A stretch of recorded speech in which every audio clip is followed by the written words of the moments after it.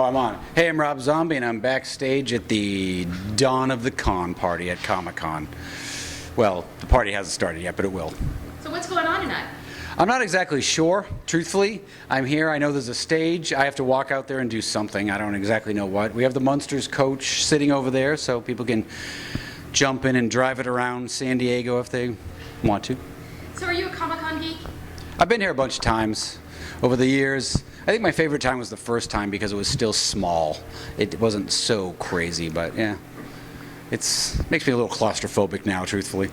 And what do you look for when you walk the floor? An exit. Because if there's a stampede, it's all bad.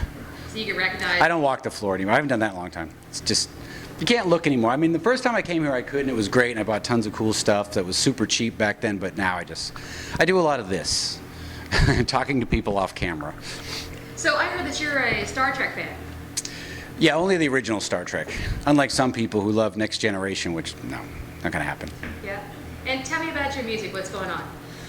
Well, what's going on? Well, I have a remix record coming out August 7th, and I'm also in the studio. So after I leave here, I'm going back to the studio to finish up a new album of new material that'll be out later in the year, I guess. Sometime. And you're touring with someone soon, right? Yeah, starting at the end of September, me and Marilyn Manson are starting a tour together.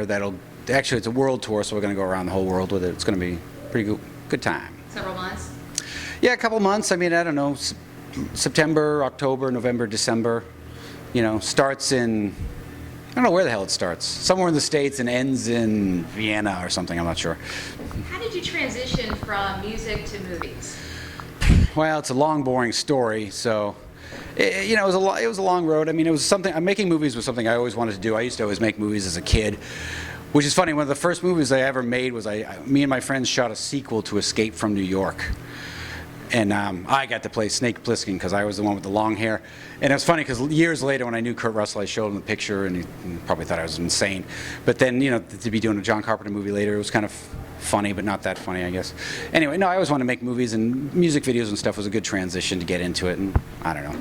Somewhere along the line it happened. Let's talk about your newest movie coming out. Can you tell us some exclusive details?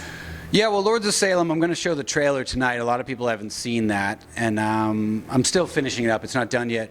I have to, you know, the sound design and mixing the sound and all that is still, we're in the final stages of post-production. So that'll be out sometime next year. You know, I don't have a scheduled release yet, but I'm very excited about it because it's a very different movie. It's not like anything I've done before. It's totally different. So I wanted to ask you a question about film and music.